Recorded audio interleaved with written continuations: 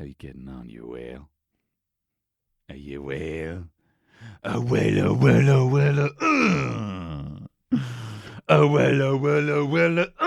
Tell me more.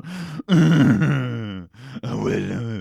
I fucking watched. I didn't even swear there. I watched Grease. I watched Grease. Have I said that? I've said my joke, haven't I? My all-star zinger. Oh my God! You hear what they're doing in Greece? Chips, fat. They cook chips and fat. I rewatched Grease, and you might know. Hey, practice what I preach here. You might not know what Grease is, and that's fine. It was a musical from the 70s that was kind of based on the kind of being like the 50s, being a cool teenager in the 50s, even though, you know, loads of the tunes were by the Bee Gees, you know? But, whatever, I might get on to that point here. Point is saying here is, those bloody T-birds are the horniest. What's the T stand for? Thirsty? You thirsty little boys. They are following Danny Zuko on that little, on the bleachers, right? And they're little, Wella, and they're like hunched down like the crazy frog, who's back, by the way. Ding, ding, ding, ding, ding, Wella. They're hunched down like almost like ready to fuck. They're just fucking so ready.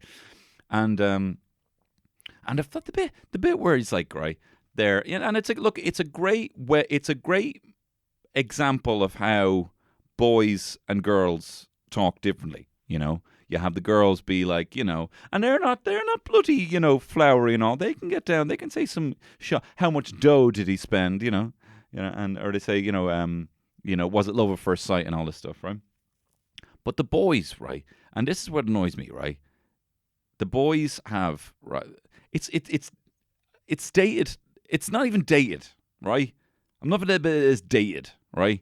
One of the lads is a rapist. One of the lads is in the crew. Funny. One of the lads is a rapist, or at least they all are. You know, he goes, "Tell me, well, tell me more, And the girl's like, "Was it love at first sight? Because they're lovely. Tell me more. Tell me, did she put up a fight?" And then, do you know what? They just leave. They don't even. I thought that when that happens, they look at him being like, "Oh my God, you hear what that guy said?" And they kind of like push him over. That doesn't happen. He says that, and then he's the one leading the charge on the bleachers on the way back. Oh, well. But then later on, right, one of the other ones like, tell me more. How much dough did he spend? Says the girl. And then little fucking Igor, little scrow, little more. Could she get me a friend? And that's the guy they push. So that's a disproportionate response. The guy, did you fight? Did you have to fight? Imagine, just imagine, right? You were like, "Oh, I met this girl on Tinder. Like, You're telling your mates, "Oh, I met this girl on Tinder. Like, we actually got on really well. And to be honest, like, she's fucking mad up for it, which is, you know, great. Like, she just seems like a real cool, free spirit." And one of the lads is like, "Did you have to like spark her out?" What? No, just you met this. Did you have to like dig her? Like, you have to like kick her head in, or did you? What? You know, like, it's crazy. That's insane. Oh no, wait. You met her on Tinder? Jesus Christ! Did you ever fucking beat her up? Did you beat her up? What? No, nothing, man. Does she have any mates? You know, that's fine. Do you know what I mean? Wow, Danny Zuko, man. You seem like you're a cool guy. You're leader of T-Birds here. I can take it on good recommendation from you as a character. If you like this girl, she must be top. She must be cream of the crop.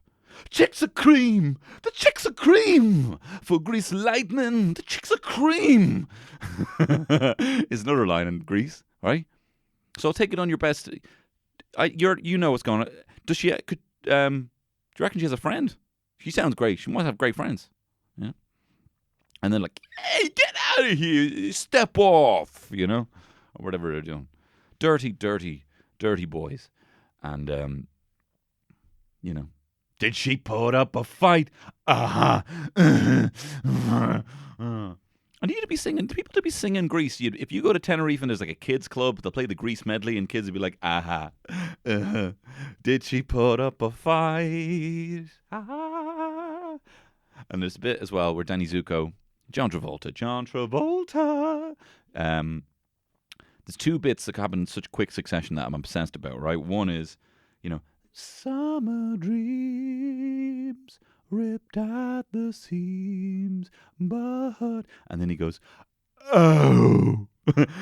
it just doesn't sound like any other way he talks in the song or in his speaking. But no summer, and his high pitched that it's just like ow, sounds like a cat.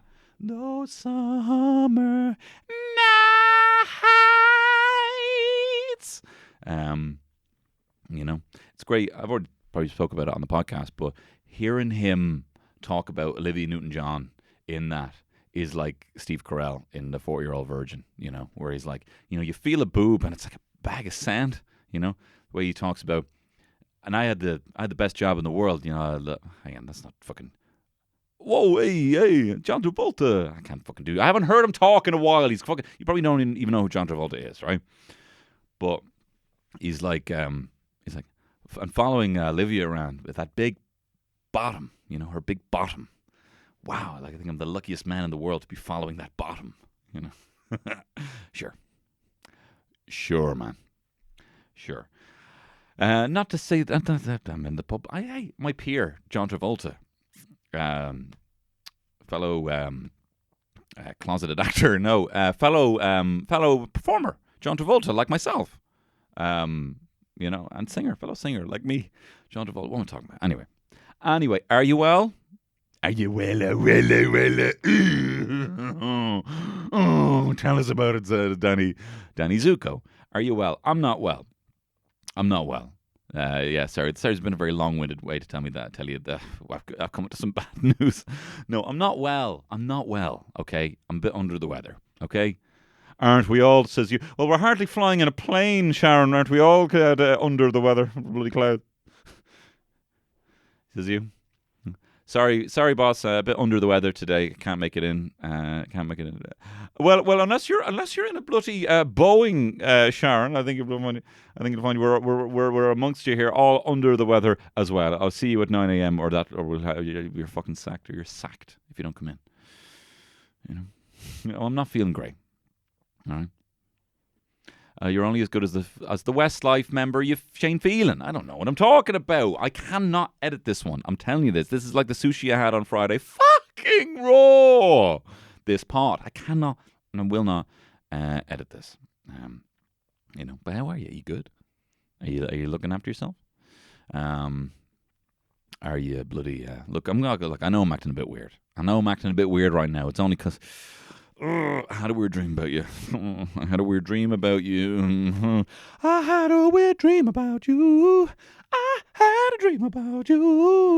you ever have a weird dream about one of your friends? I haven't had one. Nah, I told you, I don't cheat in real life. I don't cheat in my dreams, okay? My wife's head is on every character in my dream, including my mom. Especially my mom.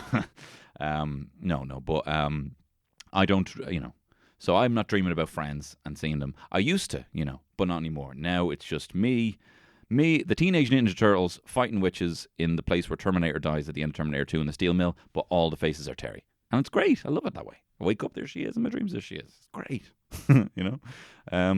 No, but you ever have a weird dream? And then it's like, oh, wow, I didn't think you'd like that. I didn't think you could have that in you.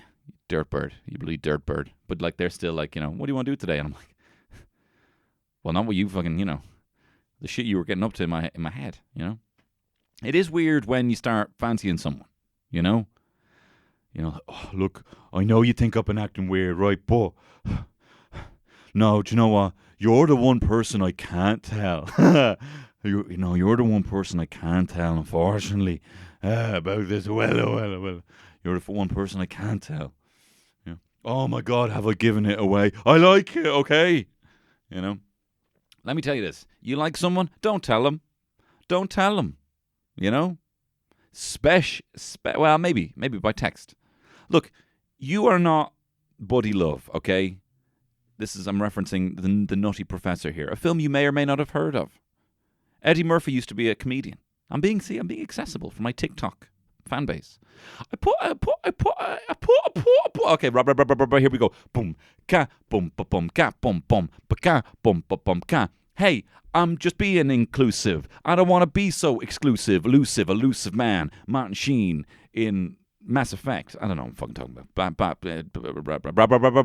Okay. Boom, ga, boom, boom, ga, boom, boom, ba, ga, boom, boom, ga. I fucked up my rap. I should gone into trap. Rap, to trap, ga, ga. Fuck.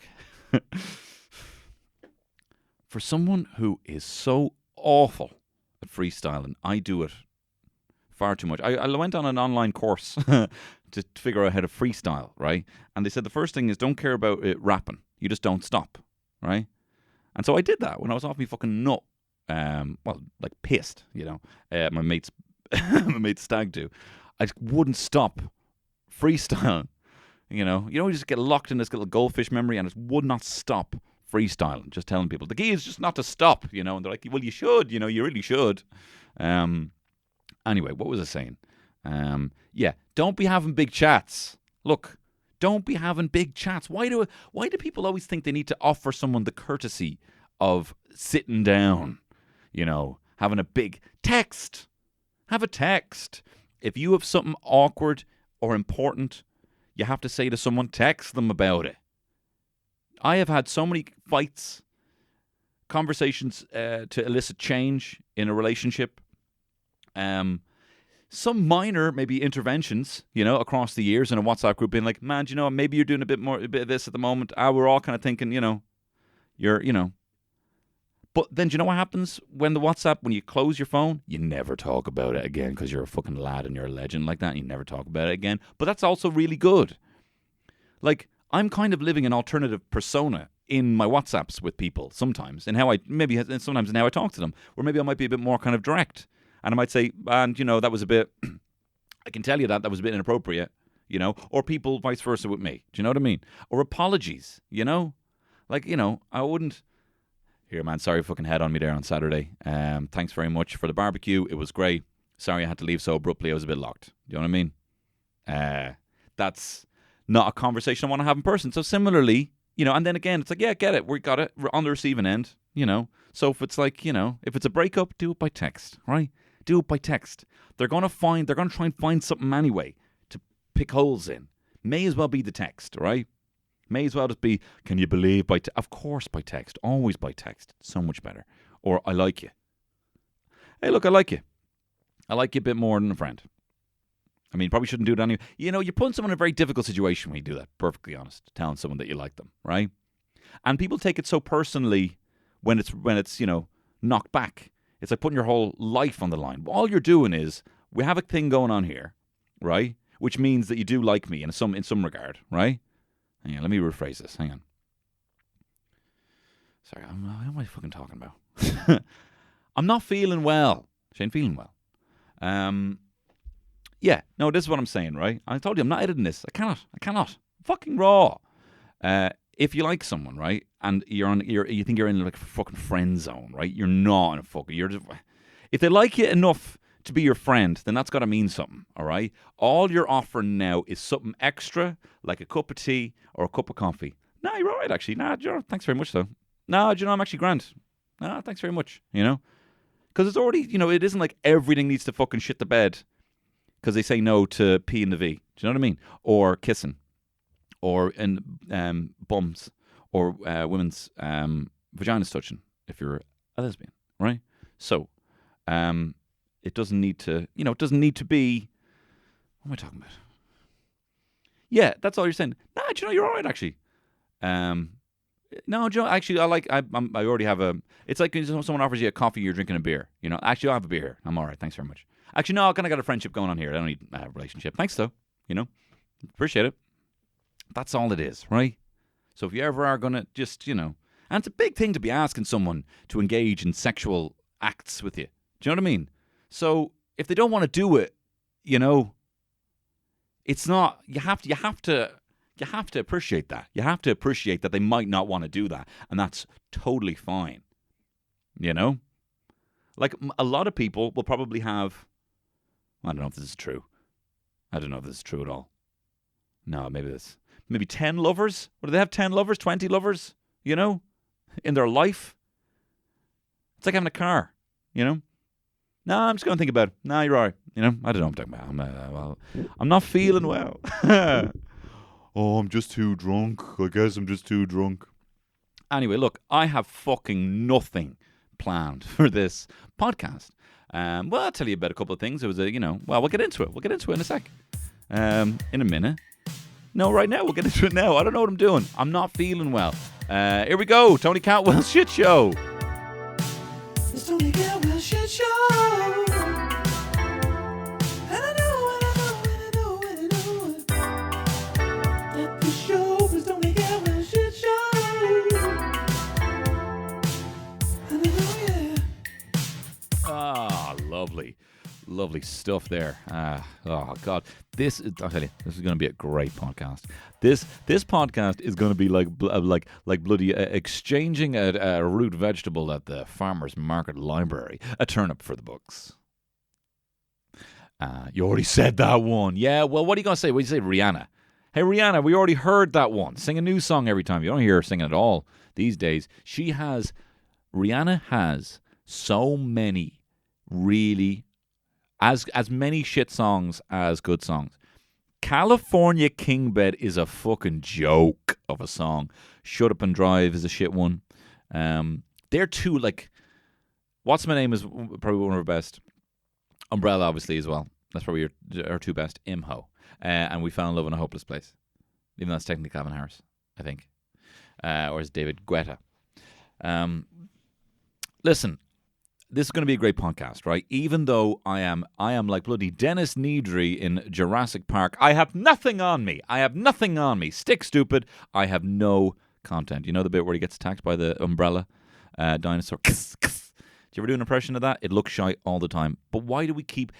Okay, you're on the pod. Why do men keep bloody popping umbrellas pretending to be that bloody dinosaur on Jurassic Park? Maureen, you're on the line. I just can't believe it's not even funny. So look, I've nothing planned here.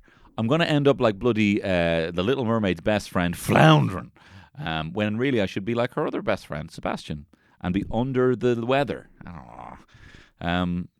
Speaking of farmers market, I was in the farmers market there. I went to the People's Park in Dunleary, the farmers market. And I have to be honest, right? I'm going to be honest. It might not be funny for the next couple of minutes, but maybe it can, we are still, you're listening to this in the future, no doubt, on... whatever MP3 players they have in the Smithsonian exhibit to listen to this. But we are in COVID times, right? And we all kind of think that it's done, right? I certainly do. I've gotten lax about washing my hands. I get frustrated with the mask thing. Not lax, like I remember like after I've already come into McGaff and rubbed my face 100,000 times and played my mustache, right? But it's at we put an order in the farmer's market to get some veg. That's the sort of guy I am, right? I'm a big Ponzi guy. I get food. Terry is trying to save my life by getting me food in the farmer's market, right? And we put in an order, so we had to go and get it, right? So we picked it up on Sunday. But I have to say, I was out there and I felt, seeing the amount of people, it was like something out of Electric Picnic, seriously. Because they split it up as well. But it actually seemed like there was double the amount of people who were normally there in the market on a Sunday in Dunleary. And everyone kind of similarly walking around, mouth agape at how many people were there, but while also contributing to the amount of people that were there. And I said to Terry, and I'm not normally one for these sort of things, I felt deeply irresponsible for being there. We ended up not staying long, kind of tucking away to a kind of corner on our own. But like literally on the Friday, we were getting messages saying, okay, it's going up. The number is going up here in Dublin. There are talks of WhatsApp messages about Dublin being in another lockdown. We are kind of coming into Christmas. Everything else, it'll be Christmas. I hope it's Christmas now, right? And then Halloween can just pop up and it'll be gas. And then it'll go back to Christmas, right? Because we've nothing else to be living for the rest of the year, right? But I was there, and I was there with everyone else. People didn't have their masks as they were outside. And I just think... I don't want to ever tell anyone here what to be doing, but, it was a fucking shitload of people there, is all I'm saying. And I shouldn't have been there. And I'm personally going to stop, until the numbers are a little bit lower. With the numbers rising, getting a load of people mashed together in a park it just didn't. If I felt, I don't know. I felt deeply irresponsible. That's the best way. That's the only way I can put it. But while I was there, I overheard a guy in a queue, right, say this. He went over to his boyfriend, right, and then they had kind of met up with a mutual friend, and he said, and his boyfriend was there, and he was not talking about his boyfriend. He was talking with someone else. He said, "Yeah, so we're probably gonna, stay together. I think for another like 5 years, get a gaff and all that, and then I think I'm just gonna leave him." Like schemes. There was a scheme going on. Imagine that. And just so candid. Yeah, we're just going to stick around for about 5 years and then get a gaff and all that, and then I'm going to leave him. Although I'm sure if he overheard me, the shit I was saying to Terry, he'd also be like, oh my God, that's disgusting. She went over to the bakery and I shouted over, I think we're probably going to have to cut that, dear, to keep it fresh, slice it tonight, maybe freeze it. What do you think? That's shit that I was shouting to my wife. I said, that's who I am. This is who I am. And if I overheard someone do that, I'd be like, fucking prick. Did you hear that guy? What else did I say? We were walking by the shop and I said, oh, do you know what I'd love tonight? I haven't actually had a good lager. I've been on the IPA so long, Terry. I haven't actually had a good lager. So I was shit that I was shouting. But we were at the farmer's market because I'm trying to, look, I hit rock bottom in that I was sitting my bottom on a rock eating a mega box last week, right? All the cars pulling into the estate and me like a fucking, like a sugar baby or whatever it is. What are they called? Sugar glider. Not like fucking Mutia, right? A sugar glider or a lemur. The lights just lighting up. Me with a fucking mouthful of chicken balls, right? So something had to give, and I thought I'm not going to do any ketosis or anything like that. I'm not going to do anything mad like that. No mad diet. I'm not going to start cutting out carbs. I'm just going to see what it is that I eat. I'll probably only do it for a month.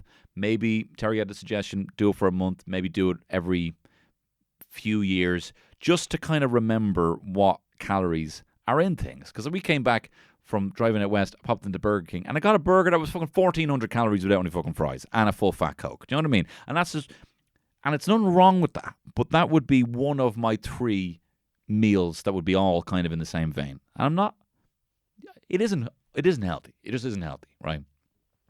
So I started monitoring things. And I'll tell you, I have, when I came out here, I was talking, this is last week, I was 186.6 pounds, right? Now, to be fair now, I did weigh myself on a Sunday night, so that was like 8 days ago, and I only weighed myself this morning, and they say you should weigh yourself at the same time every week. But, regardless of that, I was 180.6. No, 181.6. So, no, 180.6. Yeah, 180.6. So, I lost 6 pounds. Maybe you should stop going to the bookies. No, I mean LBs. I lost LBs from Spice Girls. LB. So I lost 6 pounds.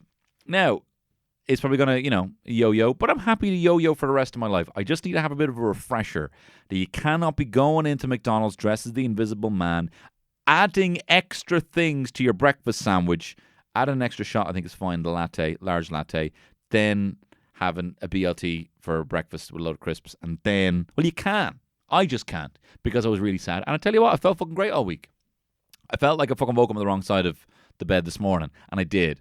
We're constantly having to fucking, there's no fucking logic. I get up and I rock him, she gets up to feed him, and we're just moving around the bed. It isn't, anyway, it's fine. It's fine, we're great. But I am waking up sometimes literally on a different side, different corner of the bed. Sometimes he's in the bed.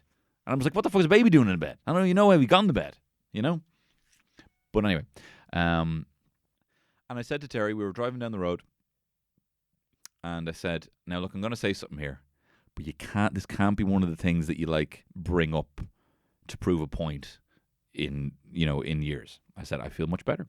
I feel much better. I feel like I'm in much better humor. I can see the forest for the trees. I'm in that last 2 hours where my son's awake when I come home from work, right? When I come home from here. The podcast studios. Hey, are you a small, medium, large size van? Well, I highly recommend you come record a podcast here in the podcast studios. They've got everything here. They are here to cater for you. If you want to record a podcast, they can do it at a competitive rate. They might even edit it for you. I don't know what they do here, but they'll do it for you here. And I tell you, there's a new thing they're doing, a crash course, teach you how to podcast. Are you a young white man with 2 white friends who wants to do a podcast about Star Trek? Do it, and they'll help you make it. But anyway, yeah, I was saying, we were driving down the road and I said, no, Terry, you better not bring this up. Like, you don't bring this up to prove a point that if I come home in a bad mood and you bring this up. And she goes, right, I won't, but I don't think it's healthy what you're about to say. And I'm like, well, look, I have been eating better and I feel better and I am in a better mood and I have more energy and I'm a more attentive father and husband and lover, right?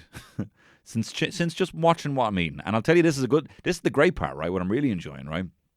I'm eating fuckloads in the morning. I am eating fucking loads of food in the morning. I'm having scrambled egg on a bit of McCambridge's bread, right? I'm having porridge, but with loads of frozen blueberries and loads of frozen raspberries in it, and yogurt, right? And a banana. And sometimes throw a bit of honey and a bit of cinnamon in there. It feels like a feast for crows, fat crows like me. And it fills me up until about 4 o'clock in the day. Is this interesting to anyone? But this is step 1, right? Just see what I'm eating. Step 2 is increase what I'm eating. And then step 3 is go to the gym and just turn it all of the lovely eating into big, massive chest like Jason Momoa and big shoulders and arms. That's the plan. Whether I stick to it, we'll see. I'm probably going to come on here next week. I'm going to come all over here next week. And I'm going to be saying about how, I've actually found like Burger King is actually just, or something like that. I've actually just found like life is short. Eat Eddie Rockets every week. Do you know what I mean? We'll see. Watch this space. Anyway. Was watching a couple of music videos there. Here, do you remember music videos, guys? Guys, you remember music videos? No, we were playing a load of board games. We just had a playlist of music videos on the back, and it's great. Remember, it's great just to look up and remember, oh yeah, music videos. That's all I have to say about that. Popping your head up, being like, oh yeah, take that. Great. And remember that video. How wild, wasn't it? It's a nice refresher of styles, and, it's like watching Reeling in the Years. And Take That Back for Good came on, and what a fucking banger is Take That Back for Good. Do you know who Take That are? If you're listening to this, you don't know, that's fine. I'm not going to condescend to you, right? I understand that people have different pools of reference, and if you're of a certain age, you might have a different pool. And that's fine. I'm not going to oh my God, you don't know who Take That are? I'm going to fucking tell myself, Oh my God, are you telling me you don't know who the Dixieland Jazz Band are? The greatest band in the 1920s. You know what I mean? You just got to let people do their thing, right? Take That were a very popular British boy band in the 1990s. And they had a song, one of their biggest songs was Back for Good. One of their last songs as well. And I remember thinking that, like, obviously I was a non-conformist. I couldn't really like pop back then, you know what I mean? My whole thing was, you laugh at us because we're different. We laugh at you because you're all the same, pop, the fucking music of the cretin, all that shit. But then that came out and I'm like, can't deny it. Can't deny it. It's a banger. Eric can't deny it. It's a fucking banger. It is a banger, right? And then getting older, being like, trying to find more depth in it than it deserved, like in my emo phase, being like, no, but like, he didn't mean it. He just wants her back for good. You know what I mean? Like, just finding depth in a fucking puddle. Do you know what I mean? When you're that age.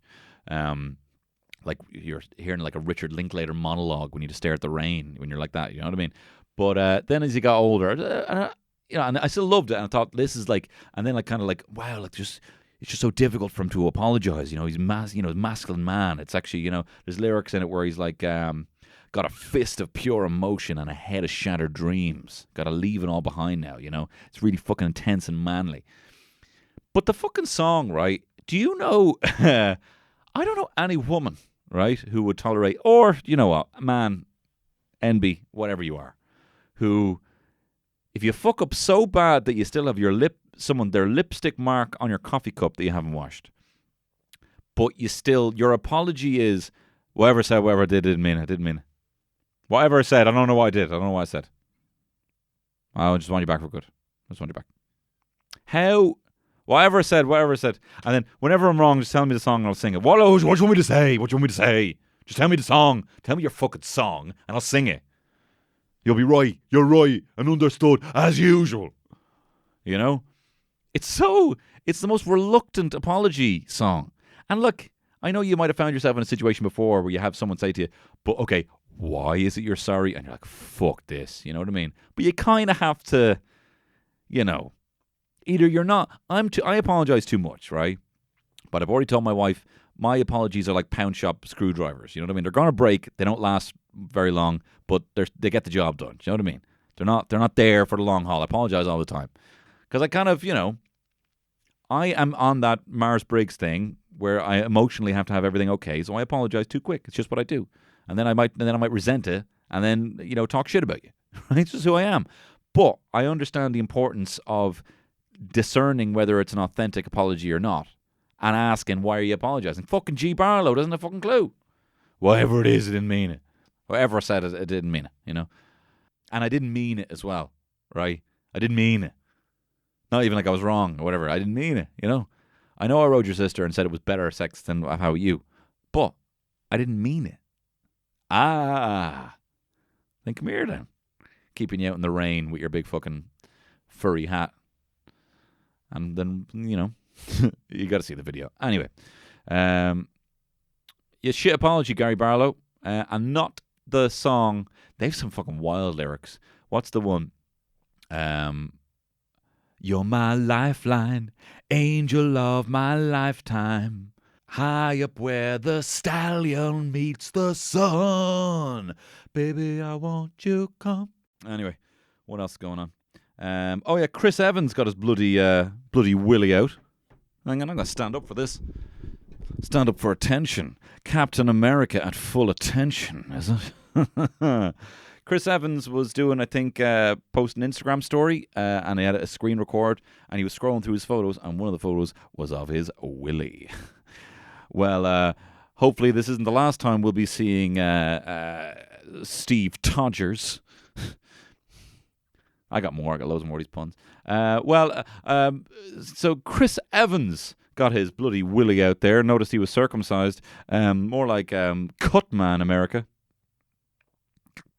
Captain. That's not a great one. Do you know genuinely the first pun I tried to write about Chris Evans getting his lad out was, right?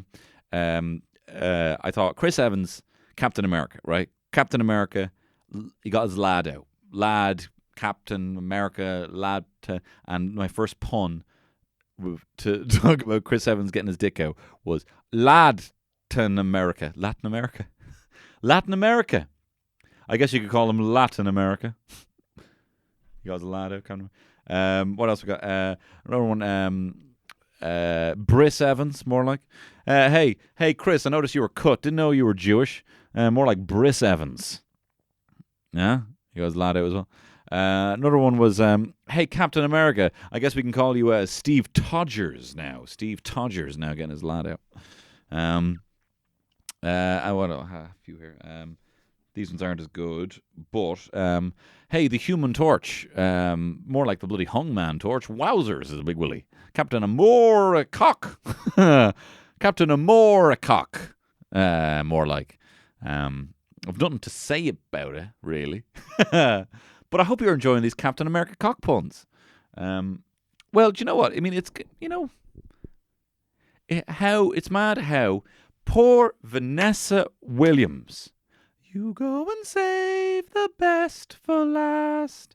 Vanessa Williams, one of the people RuPaul used to dress like, to look like and do drag, used to do impersonations of Vanessa Williams. That's really, for me, what she's most popular for. She was in Ugly Betty as well. She was also the first black Miss America, or Miss Universe, and then had her title revoked after photos she posed for when she was 18 that had gone unpublished for years were finally published, and she had her crown revoked because nude photos with her consent were published, and she had that taken away. Now fucking Steve Todgers is getting his Captain Mora cock out, and we're like, you. Now, of course, there's different, I told you I haven't forgiven Justin Timberlake for what he did to poor Janet Jackson, wardrobe malfunction. He should have fucking, and especially him being a Heartland boy, Tennessee boy, or wherever he's from, he should have fucking jumped onto that spike. I will never forgive him for what Janet Jackson had to go through. But, now nudes just get leaked. It's fine. I do think you are in direct breach of someone's, not, I mean, yeah, you are. You are, and it's bad, but it's not that bad. You know what I mean? Not as bad, though. Not as bad when he literally posted on his own Instagram. Laughter. Laughter, America. Captain America, more like bloody laughter, America. Right? Although I do think, and look, I took great enjoyment from the fappening happened when all those celebrity nudes got leaked. I even remember the date. It was the 3rd of March, right? I remember that. But in retrospect, it's different when they're superstars. It's a different thing, right? It's not as bad. I do think, though, kind of when you know people, though, and if someone just throws something up on the old WhatsApp group and they're like, oh, look at this bird I'm hooking up with, that's, you're really adding to the problem there, It's so not all right to do that. And maybe you do have to be the guy, be like, hey, don't show me that. You're kind of, you're not the buzzkill if they did it in the first place. It's the same kind of chat that you're like, look, that's not cool. You know what I mean? You're not the buzzkill. You're not the buzzkill at all. You just need to have that. But Chris Evans releasing his lad on his own Instagram, that's got to be fair game. And fair fucks to him.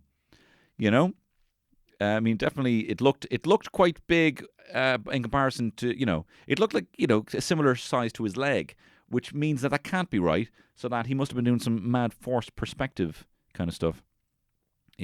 Like bloody Peter Jackson here with, bloody, Gandalf standing up frame, and then, Frodo in the back. He's probably doing some mad shit like that. Anyway, I don't know what I'm talking about, but listen, I'm going to go. I'm sorry. I'm fucked today, right? I'm fucking under the weather today.